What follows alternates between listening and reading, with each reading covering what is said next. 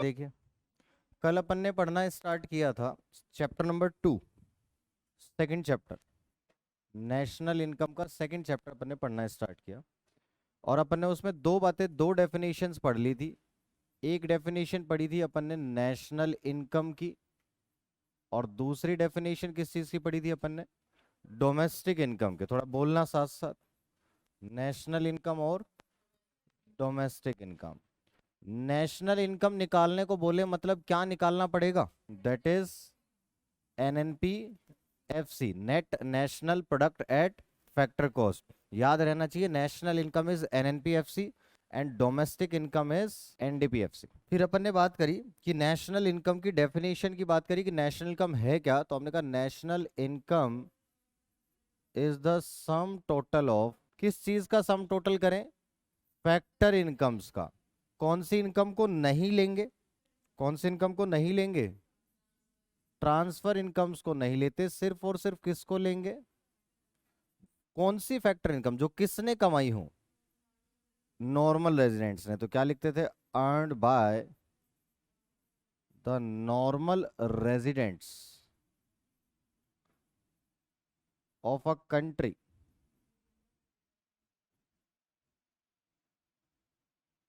During the period of an accounting year. आराम से याद हो जाती है कि सम टोटल करेंगे, किसको ऐड करेंगे? फैक्टर इनकम्स को। कौन सी फैक्टर इनकम? जो किसने कमाई हो? नॉर्मल रेजिडेंट्स ने, during the period of an accounting year. बताओ कोई प्रॉब्लम इसमें? और इसकी डेफिनेशन लिखी अपन ने, domestic income is the sum total of, कौन सी इनकम को लेंगे इसमें भी? Factor income. कौन सी इनकम को नहीं लेंगे? ट्रांसफर इनकम को नहीं लेंगे। लेकिन ये बताओ, ये फैक्टर इनकम किसने कमाई हो? बताया था डेफिनेशन में? नहीं। कहां पर कमाई हो ये बताया था, that is generated with in the domestic territory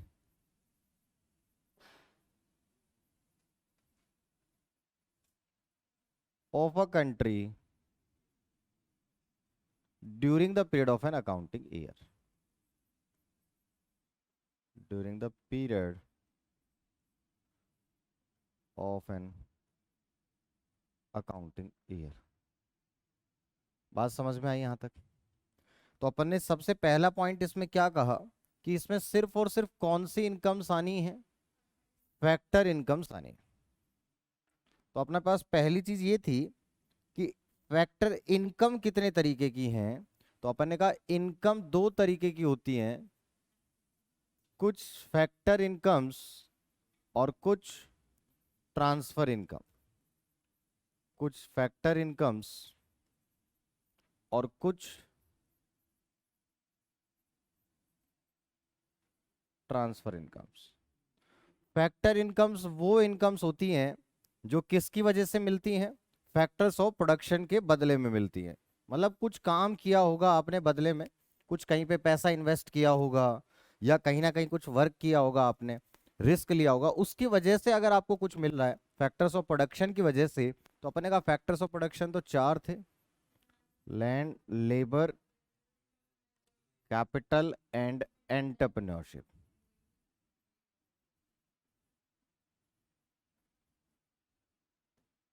तो हमने कहा लैंड के बदले में अपने को क्या मिलता है?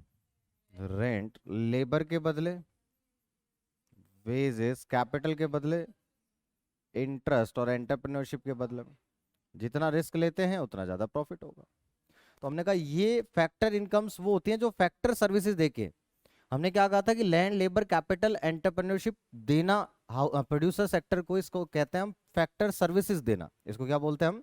फैक्टर सर्विसेज देना। फैक्टर्स ऑफ प्रोडक्शन प्रोवाइड करना प्रोड्यूसर सेक्टर को, उसी को अपन कहते हैं फैक्टर सर्विसेज देना।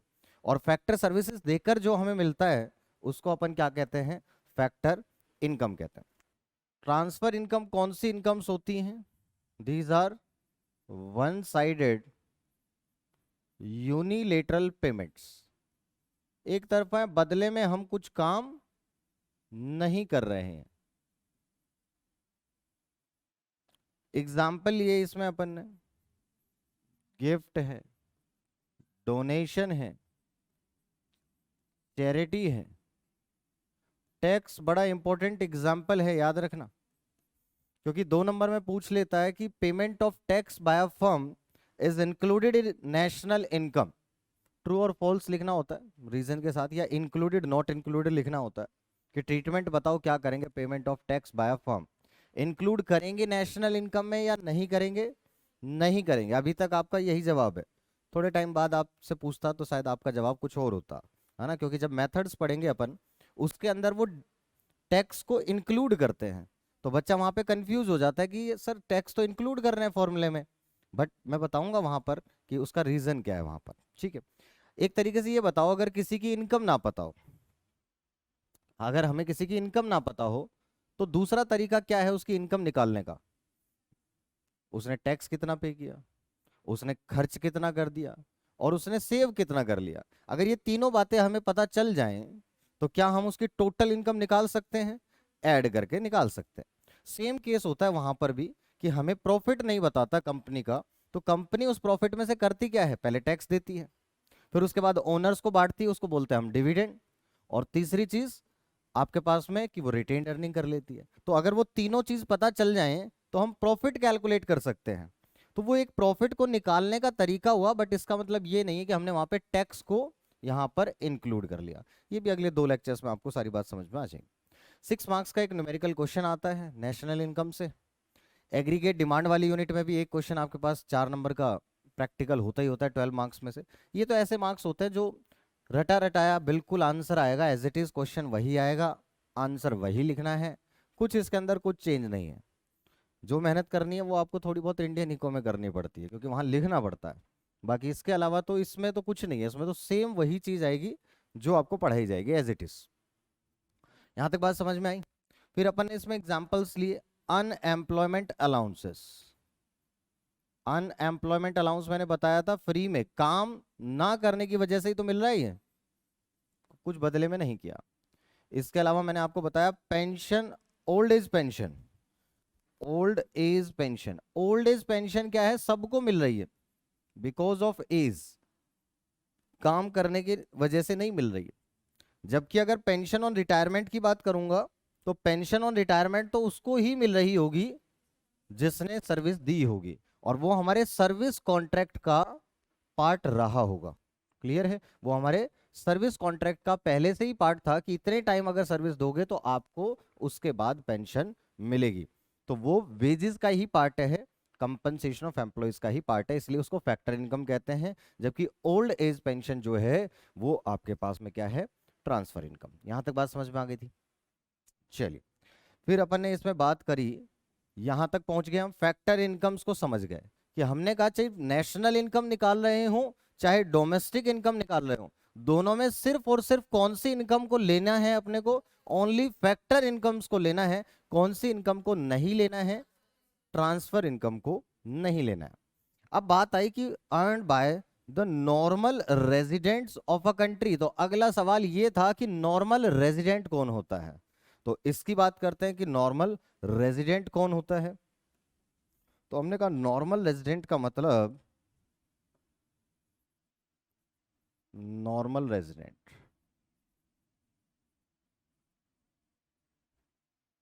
हमने कहा नॉर्मल रेजिडेंट एक ऐसा पर्सन होता है ना। Normal resident means a person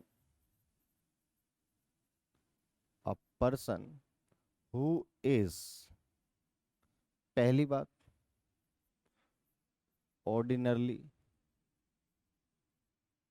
residing in a country. एक ऐसा पर्सन जो एक कंट्री में ऑर्डिनरली रिजाइडिंग है, रह रहा है। और ऑर्डिनरली रिजाइडिंग अपन किसको मानते हैं? पहले पूरा लिख लेते हैं, and whose centre of economic interest, and centre of whose centre of economic interest lies in that country. बात समझ में आई आपको? हमने कहा एक पर्सन, जो पर्सन क्या है, ऑर्डिनरली रिजाइडिंग है और जिसका सेंटर ऑफ इकोनॉमिक इंटरेस्ट लाई कर रहा हो। तो अगला बात ये आई कि ऑर्डिनरली रिजाइडिंग अपन किसको मानते हैं? तो जो उस कंट्री में 1 साल या उससे ज्यादा रह रहा है, 1 साल या उससे ज्यादा पीरियड से रह रहा है, उसको उस कंट्री में क्या माना जाता है कि वो क्या है, उस कंट्री में ऑर्डिनरली रिजाइडिंग। अगर कोई पर्सन किसी कंट्री में 1 साल या उससे ज्यादा पीरियड के लिए रह रहा है तो अपन क्या मानते हैं, वो उस कंट्री में क्या है, ऑर्डिनरली रिजाइडिंग है। उसके बाद अपन ने बात करी कि सेंटर ऑफ इकोनॉमिक इंटरेस्ट का मतलब क्या हुआ। सेंटर ऑफ इकोनॉमिक इंटरेस्ट का मतलब क्या हुआ? इसका मतलब है कि ही conducts his maximum economic activities, he conducts his maximum economic activities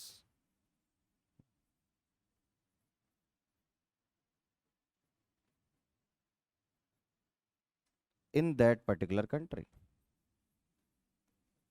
अपनी मैक्सिमम इकोनॉमिक एक्टिविटीज, और इकोनॉमिक एक्टिविटीज क्या है? Production, consumption, investment and exchange. तो वो अपनी एक्सपोर्टर है, तो मतलब तो वहीं से कर रहा है ना, ओरिजिन तो वहीं से ही है। मतलब वहां से ही सारी चीजें कर रहा है, प्रोडक्शन जो कर रहा है, कंजप्शन कर रहा है, वो वहीं पे कर रहा है। जितनी भी इकोनॉमिक एक्टिविटीज कर रहा है उनमें से ज्यादातर एक्टिविटीज वो वहीं से कर रहा है ना। ये हम कह रहे हैं उस पर्टिकुलर कंट्री से। तो अपन मानते हैं कि वो क्या है, नॉर्मल रेजिडेंट है। तो नॉर्मल रेजिडेंट एक ऐसा पर्सन है जो एक कंट्री में 1 साल या उससे ज्यादा पीरियड के लिए रह रहा है और वहां पर ही अपनी इकोनॉमिक एक्टिविटीज कर रहा है, मैक्सिमम इकोनॉमिक एक्टिविटीज उसी कंट्री में कर रहा है। बात समझ में आ गई? इससे ज्यादा हमारे इसका कोई यूज नहीं है, कहीं पे भी नहीं है, इसका कुछ नहीं आना, ये सिर्फ समझने के लिए थी। इतना बात आपको समझ में आनी चाहिए। इसके अलावा कुछ और भी आजकल तो बुक में दे नहीं रखा, पहले गिवन होता था कि इसके अंदर नॉर्मल रेजिडेंट में कुछ 4-5 पॉइंट थे। एक आधे पॉइंट मैं भी आपको बता देता हूँ। नॉर्मल रेजिडेंट एक इंडिविजुअल भी हो सकता है और एक इंस्टीट्यूशन भी हो सकता है। तो individual as well as institution, कोई ऑर्गेनाइजेशन भी नॉर्मल रेजिडेंट हो सकती है। दूसरी बात, नॉर्मल रेजिडेंट होने के लिए किसी भी कंट्री का सिटीजन होना जरूरी नहीं है। ऐसा हो सकता है कि आप सिटीजन किसी और कंट्री के हो, नॉर्मल रेजिडेंट आप किसी और कंट्री के हो। क्योंकि सिटीजनशिप के आपको पता है अलग से प्रोसीजर होता है, इतने साल तक आपको उस कंट्री में रहना पड़ेगा, तब जाकर वो आपको सिटीजनशिप देते हैं। तो सिटीजनशिप के रूल्स अलग हैं। तो हमने कहा कि इसका कोई सिटीजनशिप से लेना देना नहीं है। तो हमने कहा सिटीजनशिप नॉट रिक्वायर्ड। क्या एक पर्सन दो अलग अलग कंट्रीज का सिटीजन और नॉर्मल रेजिडेंट हो सकता है? यस। तीसरा पॉइंट अपन ने कहा कुछ इंटरनेशनल ऑर्गेनाइजेशंस होती हैं, लाइक डब्ल्यूएचओ का नाम बहुत सुना होगा आपने, वर्ल्ड हेल्थ ऑर्गेनाइजेशन। और कोरोना के टाइम पर तो डब्ल्यूएचओ की बहुत ज्यादा कॉन्फ्रेंसेज हुई हैं, शायद कभी इतनी नहीं सुनी जितनी इस टाइम में हुई है ना। अदरवाइज कभी नाम ही नहीं आता था कि काम क्या करते हैं। ठीक। तो हमने कहा वर्ल्ड हेल्थ ऑर्गेनाइजेशंस की ब्रांचेज होती हैं हर जगह। ठीक है। तो ये ब्रांचेस को क्या हम किस कंट्री का नॉर्मल रेजिडेंट ट्रीट करें? हम इनको किसी भी कंट्री का नॉर्मल रेजिडेंट ट्रीट नहीं करते। तो जो हमारे पास इंटरनेशनल ऑर्गेनाइजेशंस हैं, इंटरनेशनल ऑर्गेनाइजेशंस हैं,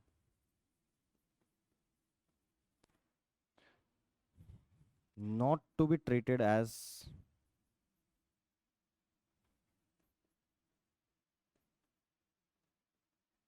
नॉर्मल रेजिडेंट्स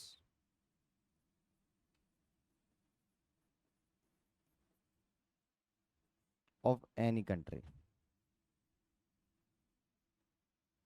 क्लियर? फिर एक पॉइंट आता है, नहीं, किसी भी कंट्री का नॉर्मल रेजिडेंट ट्रीट नहीं करेंगे उसको अपन। लक्षिता हुई, क्या बात है, जानवी थी, जानवी चली गई। यहां तक बात समझ में आई? ये कुछ खास इंपॉर्टेंट पॉइंट्स नहीं है, बट एक बार बस पढ़ लो। अच्छा एक बात ये बताओ, आपको पता है डोकलाम का केस पता है? डोकलाम भूटान में, नहीं पता? वहां पर कब्जा कर लिया था चाइना ने, और इंडिया की फोर्स वहां पर गई थी और इंडिया की फोर्स ने उनको पीछे हटाया। नहीं पता? चलो कोई बात नहीं। आपको ये तो पता है कि हर कंट्री में एम्बेसी होती है, उसके अंदर कुछ हमारे ऑफिशियल्स होते हैं, एम्बेसडर्स होते हैं, है ना, होते हैं ना। आपने उस टाइम पे तो सुना ही होगा जिस टाइम पे अभिनंदन, याद है अभिनंदन?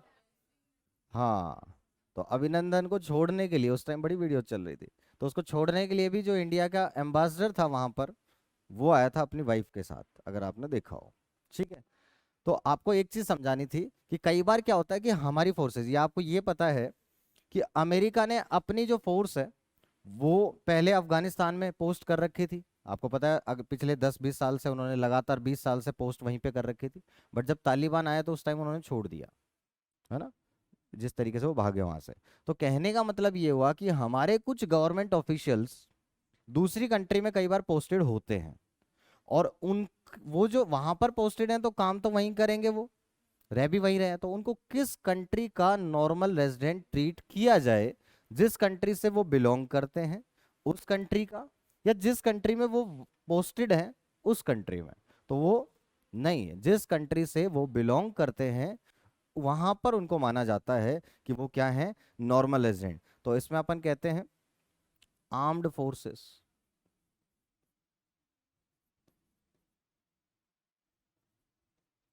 ऑफिशियल्स,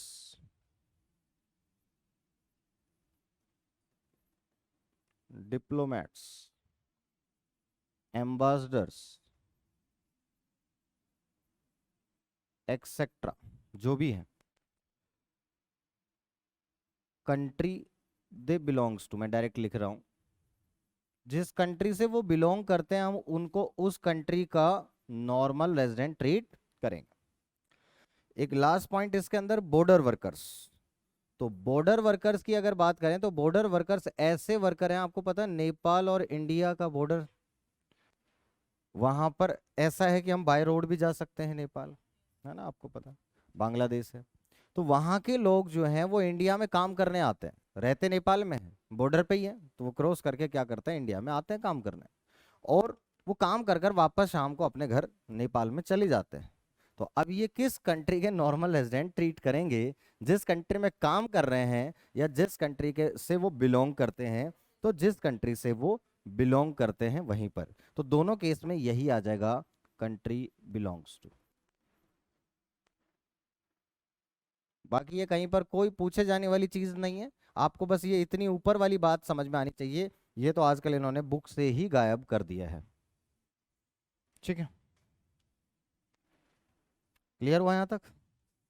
तो अपन ने क्या कहा, नेशनल इनकम क्या है, national income is the sum total of factor incomes earned by the normal residents of a country during the period of an accounting year. सिर्फ और सिर्फ फैक्टर इनकम लेंगे, और सिर्फ वही फैक्टर इनकम लेंगे जो किसने कमाई है, नॉर्मल रेजिडेंट्स ने कमाई है। कहां से कमाई, क्या कुछ बताया? नहीं। तो मतलब नॉर्मल रेजिडेंट कहीं से भी कमाए, चाहे वो इंडिया के अंदर कमाए या इंडिया के बाहर से कमाए, उसमें कोई प्रॉब्लम नहीं है। क्या ये बात समझ में आई आप लोगों को? ठीक है, ये छोटी छोटी बातें हैं जो बाद में काम आएंगी आपके पास। तो मैंने कल आपको ये बताया था कि मान लो ये इंडिया है, ठीक है, फिर अपन ने क्या कहा, ये लो, हमने कहा सिर्फ फैक्टर इनकम्स को इंक्लूड करेंगे जो किसने कमाई है, नॉर्मल रेजिडेंट्स ने कमाई। कहां से कमाई हो, कुछ बताया नहीं। तो चाहे उन्होंने इंडिया के अंदर कमाई हो या इंडिया के बाहर, इंडिया के बाहर क्या बोलते हैं अपन, रेस्ट ऑफ द वर्ल्ड। बात समझ में आ गई, डेफिनेशन क्लियर है? दूसरी तरफ अपन ने क्या बात करी, domestic income is the sum total of factor income. सिर्फ फैक्टर इनकम्स को ही लेंगे, किसने कमाई नहीं बताया, कहां पर कमाई ये बता दिया, that is generated with in the domestic territory of a country during the period of an accounting year. तो अगला पॉइंट क्या आया कि हमें क्या समझना था कि क्या डोमेस्टिक टेरिटरी का मतलब क्या होता है। तो नेक्स्ट पॉइंट समझना है डोमेस्टिक टेरिटरी।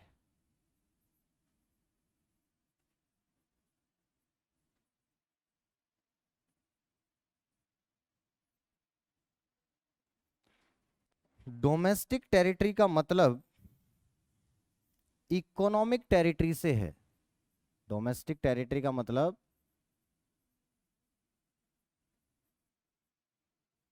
इकोनॉमिक टेरिटरी से है, नॉट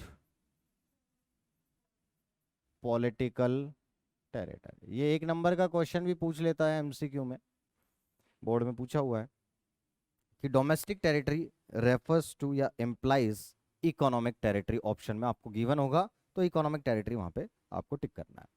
फिर अपन ने कहा इकोनॉमिक टेरिटरी का मतलब क्या है, तो economic territory refers to a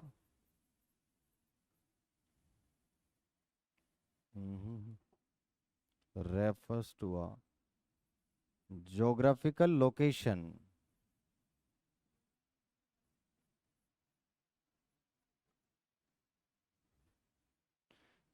which is administered by our government, जो हमारे गवर्नमेंट के कंट्रोल में हो। तो मैंने क्या कहा, विच इज एडमिनिस्टर्ड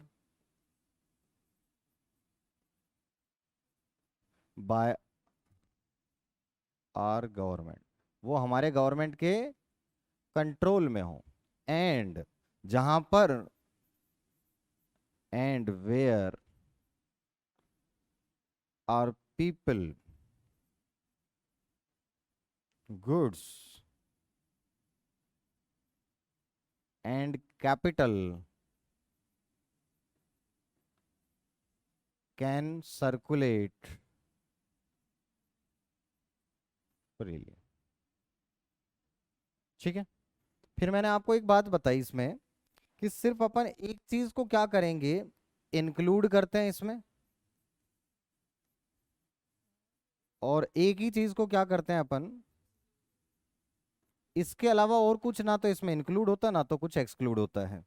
तो इंडिया की जो पॉलिटिकल टेरिटरीज हैं उसमें एक चीज है, मैंने आपको क्या बताया था कि जो भी फॉरेन एम्बेसीज होंगी इंडिया के अंदर, क्या वहां पर हमारी गवर्नमेंट का कंट्रोल होगा कि नहीं होगा?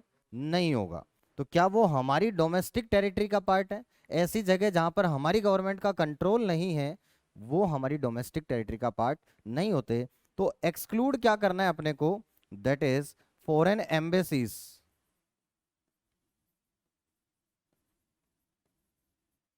Foreign embassies located in India. लेकिन पाकिस्तान में इंडियन एम्बेसी है, वहां पर क्या हमारी गवर्नमेंट का कंट्रोल होगा? यस। तो क्या वो हमारी डोमेस्टिक टेरिटरी का पार्ट है? यस। तो अपन ने कहा दैट इज इंडियन एम्बेसीज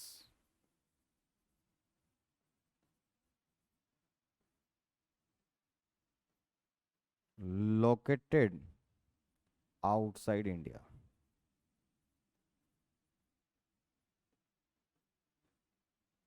ठीक है, ये 2 बातें समझ में आ गई आपको। सिर्फ जब भी पूछो डोमेस्टिक, तो मैंने क्या कहा था, branch of SBI in Japan, क्या वो इंडिया की डोमेस्टिक टेरिटरी में है कि नहीं है? नहीं है। और अगर ब्रांच ऑफ अमेरिकन बैंक कुछ भी कहते हैं अपन, इंडिया के अंदर है, तो क्या वो इंडिया की डोमेस्टिक टेरिटरी का पार्ट है? यस। कोई भी अमेरिका का कोई बैंक है और वो इंडिया के अंदर है, तो क्या वो हमारी डोमेस्टिक टेरिटरी में है? यस। क्योंकि डोमेस्टिक टेरिटरी से सिर्फ क्या एक्सक्लूड करना है आपने, only foreign embassies located in India. और क्या इंक्लूड करना है, Indian embassies located outside India. इतनी बात समझ, बस, इसके अलावा कुछ नहीं। अभी क्वेश्चंस में यूज आएगा। हाँ जी, कौन? अच्छा ये बताओ तुम, वो एम्बेसीज का भी क्वेश्चंस भी आएंगे, वो किराए पर लेकर कैसे करते हैं, वो यहाँ पर रेंट भी पे होता है उसका, वो सारी चीजें भी इसके अंदर आएगी। बट हमारा मुद्दा यहाँ पर ये नहीं है। ये बताओ, दूसरी कंट्री लेकर आएगी, वहीं से लेकर आएंगे, दूसरी कंट्री से इंपोर्ट करेंगे, जो ब्रिक्स लगेंगे उसके अंदर, तुम बताओ जरा, सोचा जाए। ऑब्वियसली वो फैसिलिटीज। यार इतनी चीज में जानना क्यों है अपन ने? जनरल नॉलेज बढ़ाने के लिए थोड़ी ना क्लास 12th, जनरल नॉलेज के लिए बहुत समय है। पढ़ने के लिए, नॉलेज लेने के लिए इतना कुछ है, इतना कुछ है कि उसकी कोई लिमिट नहीं है। बस बात ये है कि हमें एनर्जी कहाँ लगानी है वो अपने को देखना है। कई बार क्या होता है, हम ऐसी जगह एनर्जी लगाते हैं जहाँ से हमने को कुछ मिलना नहीं है। ठीक है, तो थोड़ा सा इसमें करें, क्योंकि पढ़ाया इतना जाता है, मैं बता रहा हूँ, हमें सीए करते करते इतना पढ़ाया जाता है, इतना पढ़ाया जाता है, पढ़ पढ़ के पागल हो जाए, इतना पूरा सिलेबस नहीं पढ़ सकते, और उसका 1% भी यूज नहीं आता है। लास्ट में जाके करना वही है जो रिपीटेड टास्क है, जो सिखाया जाता है। कंपनी में जाएंगे ना तो वो सबसे पहले सिखाते हैं भाई साहब ये करना है। अब बताओ, तो उसका फायदा क्या हो, बस ये है कि हाँ नॉलेज उस फील्ड के बारे में हमें अच्छी हो जाती है, तो वो चीज़ का हो जाता है। अब ये सब चीज़ों के बारे में इतना जानकर आपको, अब एम्बेसी कैसे बनती है इसके भी कुछ लॉज होंगे, उनके भी एग्रीमेंट्स होंगे जो हमने पढ़ ही नहीं रखे हैं। तो जब पढ़ नहीं सकते तब तक हम पूरी बात, आधी अधूरी नॉलेज दे नहीं सकते। दिक्कत यहाँ है। ठीक है, तो यहाँ तक लिमिट रखो फिलहाल इसको। तो यहाँ तक बात समझ में आ गई आपको। डोमेस्टिक टेरिटरी का मतलब इकोनॉमिक टेरिटरी से है, पॉलिटिकल टेरिटरी से नहीं होता। इकोनॉमिक टेरिटरी का मतलब है ऐसी ज्योग्राफिकल लोकेशन जो हमारे गवर्नमेंट के कंट्रोल में हो। हमारे गवर्नमेंट के कंट्रोल मतलब which is administered by our government and where are capital goods and people can freely circulate. इसमें एक चीज इंक्लूड, जो कि इंडियन एम्बेसीज हैं बाहर, उन पर हमारी गवर्नमेंट का कंट्रोल होगा तो उसको इंक्लूड कर लेंगे, और जो यहाँ फॉरेन एम्बेसीज हैं उस पर हमारी गवर्नमेंट का कंट्रोल नहीं होगा, उसको एक्सक्लूड कर देंगे। ये समझ में आना चाहिए। क्वेश्चंस में बाद में इसकी बहुत ज्यादा जरूरत पड़ेगी इन डेफिनेशंस की, मत सोचना थ्योरेटिकल है, ये सब कुछ प्रैक्टिकल है जो कि बाद में आने वाला है। ठीक है यहाँ तक। तो अब आपको पूरी डेफिनेशन क्लियर हो गई, और अब मैंने आपको ये और बताया था, इसकी बात और कर लेते हैं। तो अपन ने क्या कहा कि अगर ये इंडिया है मान लो, तो उस केस में फैक्टर इनकम्स, डेफिनेशन में बताया किसने कमाई हो, नहीं तो भले ही उस रेजिडेंट ने कमाई हो या नॉन रेजिडेंट्स ने कमाई, लेकिन कहां से कमाई हो क्या ये बता दिया। Yes, with in India, with in the domestic territory of India. फिर मैंने आपसे अगला सवाल ये कहा था कि अगर ये नेशनल इनकम है और मैं डोमेस्टिक इनकम को नेशनल इनकम के बराबर बनाना चाहता हूं, तो मैं डोमेस्टिक इनकम में क्या क्या चेंजेस करूं, इसमें क्या किया जाए। तो अपन ने कहा कि एक तो चेंज जो है वो ये है आपका, और जो एक चेंज है वो आपका ये है। तो ये वाला इसमें क्या करना पड़ेगा, ऐड। तो plus factor income earned bye, ये है क्या रेस्ट ऑफ द वर्ल्ड वाला, factor income earned by normal residents from rest of the world. बात समझ में आ गई। और क्या माइनस कर दूं इसमें, minus factor income of non residents generated with in the domestic territory,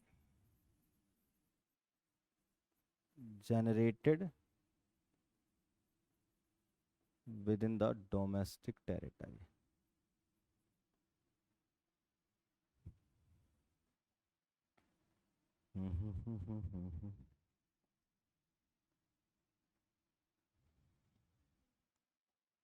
generated with in the domestic territory. ठीक है, आगे बात समझ में। इसी को अपन क्या कहते हैं, हमने कहा था कि हमने बाहर से 100 रुपए कमाए, बाहर वाले यहां से 20 रुपए कमा कर ले गए, तो हमने नेट बाहर से कितना कमाया, दैट इज 80। इसी को अपन बोलते हैं net factor income, net factor income from abroad, हमने बाहर से कितना कमाया। इसी को इन शॉर्ट अपन बोलते हैं NFIA। जब भी मैं बोलूंगा NFIA, that means net factor income from abroad. From abroad का मतलब है कि हमने बाहर से कितना कमाया और वो यहां से कितना कमाकर ले गए। ठीक है, तो वो माइनस करना है, दैट इज नॉर्मल रेजिडेंट्स में से क्या माइनस करना पड़ेगा, नॉन रेजिडेंट्स की फैक्टर इनकम को माइनस करना पड़ेगा। और अगर आपको कभी भी क्वेश्चंस के अंदर ध्यान रखना, अगर net factor income from abroad के बजाय क्या दे दे, net factor income to abroad दे दे, तो इसका उल्टा हो गया ना, कि हमने बाहर से 20 कमाए, और या हमने उल्टा कह सकते हैं कि बाहर वाले यहां से 20 कमा कर ले गए, हमने बाहर से 100, तो -80 आ जाएगा net factor income to abroad. तो हमें ऑलवेज क्या करना पड़ेगा, उसका साइन चेंज करना पड़ेगा। तो यहां तक ये बात समझ में आ गई आपको। तो डोमेस्टिक और नेशनल इनकम में सिर्फ किस चीज का डिफरेंस है, NFIA का। किस चीज का डिफरेंस है, NFIA। अब ये डेफिनेशन अच्छे से क्लियर हो गई, बिल्कुल टाइम नहीं है। अच्छा अच्छा, चलो जाओ फिर।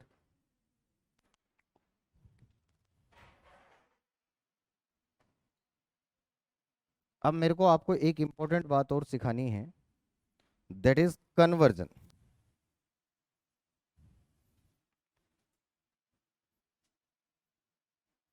कन्वर्जन की बात करते हैं क्योंकि ये अगले वाले चैप्टर में कोई भी सवाल इसके बिना तो काम पूरा होगा ही नहीं। तो अब कन्वर्जन करने के लिए मैंने आपको बताया था, पहला जो वर्ड आता है दैट इज ग्रोस और नेट। उससे पहले एक चीज समझ लो, 2 और 4 बड़ा कौन सा है? 4। ठीक है, उल्टा लिखता हूं।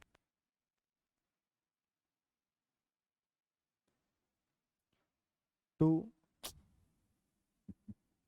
4 और 2। अब बताओ बड़ा कौन सा? अगर बड़े से छोटे पर जाना हो तो क्या करूं, प्लस या माइनस? माइनस। और छोटे से बड़े पर जाना हो तो क्या करना पड़ेगा? प्लस। कोई दिक्कत है इस चीज में किसी को? अब इसी चीज को यहां अप्लाई कर दो। ग्रोस और नेट में बड़ा कौन सा है? ग्रोस। ये तो आपने अकाउंट्स में पढ़ रखा है, gross fix assets minus depreciation, तभी क्या आता है आपके पास? नेट फिक्स एसेट्स आता है। अपन ने कहा ग्रोस बड़ा है, अगर ग्रोस से नेट पर जाना हो तो बड़े से छोटे पर जाना है, तो क्या प्लस या माइनस? माइनस। और डिफरेंस होता है ग्रोस और नेट में डेप्रिसिएशन का, तो अपन कहते हैं माइनस डेप्रिसिएशन। और डेप्रिसिएशन का एक और नाम होता है जो कई बार अपने को क्वेश्चंस में देता है, that is consumption of fixed capital. Consumption of fixed capital. अब बताओ अगर मुझे नेट से ग्रोस पर जाना है तो क्या करना पड़ेगा? Plus depreciation. बात समझ में आ गई? अगला दूसरा वर्ड क्या बताया था मैंने आपको, that is national and domestic. National and domestic. National और डोमेस्टिक में से अगर मैं आपसे पूछूं कि बड़ा कौन सा है? नेशनल। तो हमने कहा नेशनल से डोमेस्टिक पे जाएंगे, बड़े से छोटे पे जाएंगे तो माइनस। और डिफरेंस क्या होता है आपके पास? That is net factor income from abroad. ध्यान रखना क्या होता है difference? Net factor income from abroad. इसी को इन शॉर्ट बोलते हैं NFI। और अगर हम डोमेस्टिक से नेशनल पर जाना चाहते हैं तो क्या करेंगे? Plus NFI। बट इसमें एक बात ध्यान रखना कि अगर आपको क्या दे रखा हो, net factor income to abroad, focus करना, तो उस केस में अपन क्या कर लेंगे? साइन। अपन क्या कर लेंगे? साइन चेंज कर देंगे।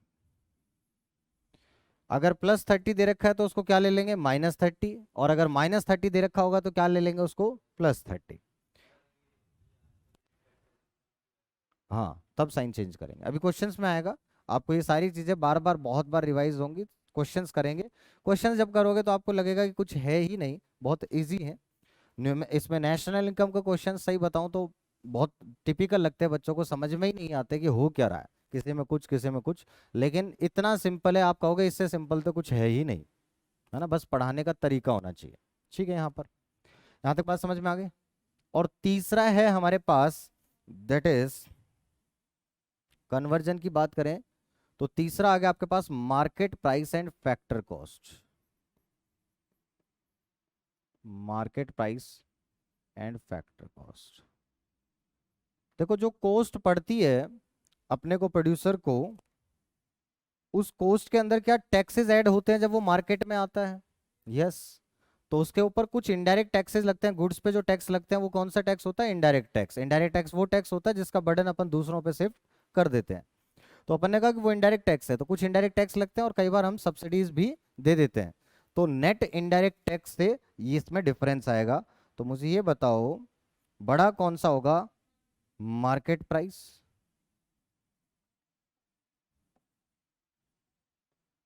तो बड़ा होगा मार्केट प्राइस और छोटा होगा factor cost.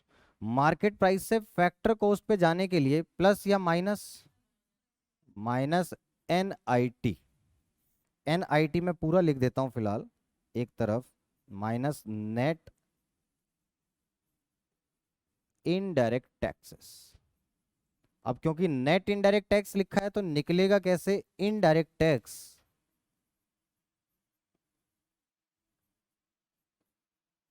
Minus subsidies, indirect tax minus subsidies. और अगर हम छोटे से बड़े पर जाएंगे तो प्लस NIT।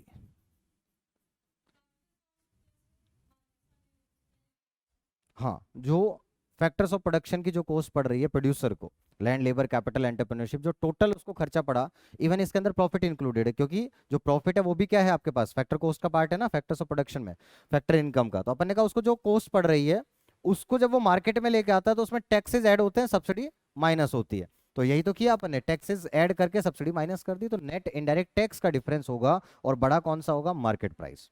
ठीक है, तो हमने कहा माइनस कर देंगे बड़े से छोटे पे जाने के लिए NIT। अब इसमें ध्यान क्या रखना है, बच्चे गड़बड़ करते हैं, क्वेश्चन को बड़े ध्यान से पढ़ना। अगर सिर्फ इनडायरेक्ट टैक्स दे रखा है क्वेश्चन में तो आपको सब्सिडीज गिवन है तो वो माइनस करनी पड़ेंगी, बट अगर नेट वर्ड लगा हुआ है तो इसका मतलब सब्सिडी ऑलरेडी लेस हो चुकी है।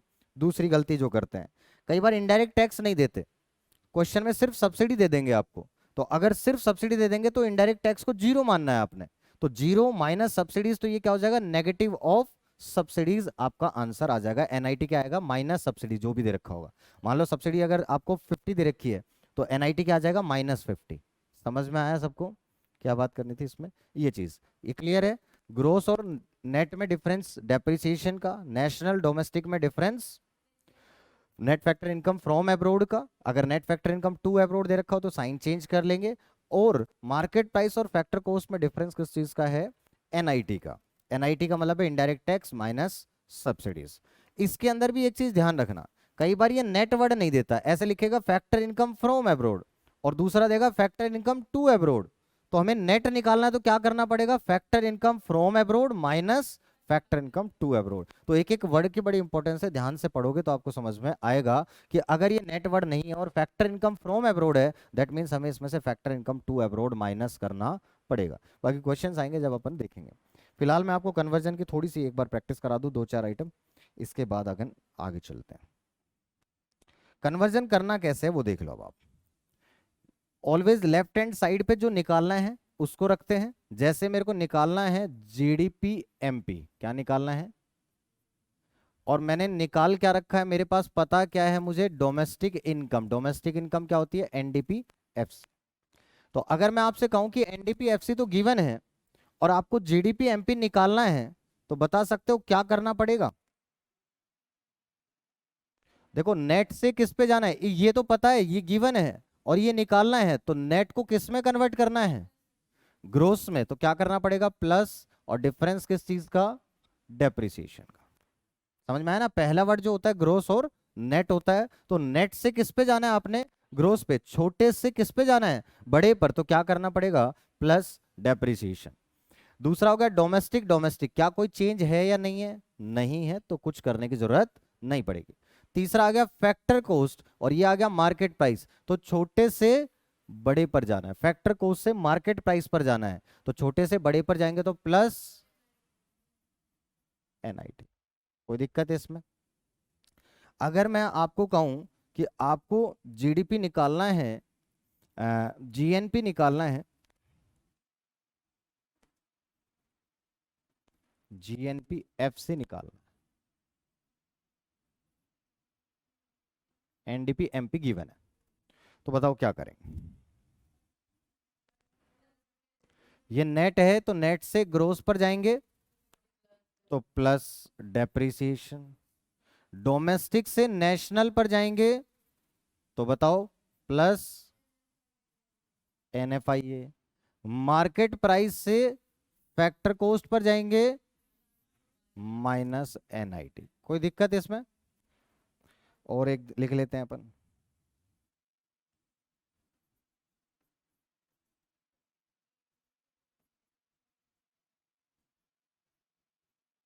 बताओ।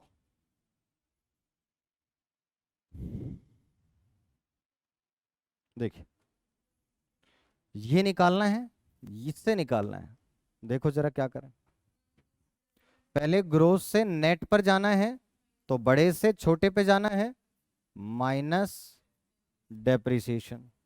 दूसरा, नेशनल से डोमेस्टिक पे जाना है, बड़े से छोटे पे जाना है, माइनस एनएफआईए। तीसरा, फैक्टर कॉस्ट से मार्केट प्राइस पे जाना है, तो प्लस एनआईटी। समझ में आ रहा है प्लस माइनस कैसे कर रहे हैं? ये गलती नहीं होनी चाहिए, क्योंकि जब बड़े क्वेश्चंस आएंगे तो उसमें लास्ट में 3 मेथड्स है हमारे पास। पहले तो उनसे निकालेंगे जो निकलता है, और बाद में ये कन्वर्जन की जरूरत पड़ेगी, तो अगर ये नहीं आएगा तो गड़बड़ हो जाएगी। तो इसलिए कन्वर्जन सीखना है। बताओ, कन्वर्जन में किसी को कोई दिक्कत? एक बार इसकी प्रैक्टिस कर लेना आज, टाइम तो अभी भी है। यहाँ तक बात समझ में आ गई? तो इसमें यही था आपके पास में। अब इसमें 2 टॉपिक बचे हैं अपने पास, जीडीपी एंड वेलफेयर। लास्ट में, हाँ, चैप्टर नंबर 2 भी कंप्लीट हो जाएगा हमारा, सिर्फ जीडीपी एंड वेलफेयर। और तीसरे चैप्टर में सिर्फ अपने पास में 3 मेथड्स दे रखे हैं, उनकी प्रिकॉशंस दे रखी हैं। प्रिकॉशंस भी हमें यही याद करनी है। वैल्यू एडेड मेथड की 6 हैं, इनकम मेथड की 10 हैं, और एक्सपेंडिचर मेथड की 5 है। ये सब हमें दे रखी हैं। वो सब मैं क्लास में आपको याद करा दूंगा। याद करने का तरीका क्या रहेगा उस बेसिस पे, और प्रैक्टिकल भी यहीं करेंगे, और सारे क्वेश्चंस उसके बाद अपन कर पाएंगे, कोई प्रॉब्लम नहीं है।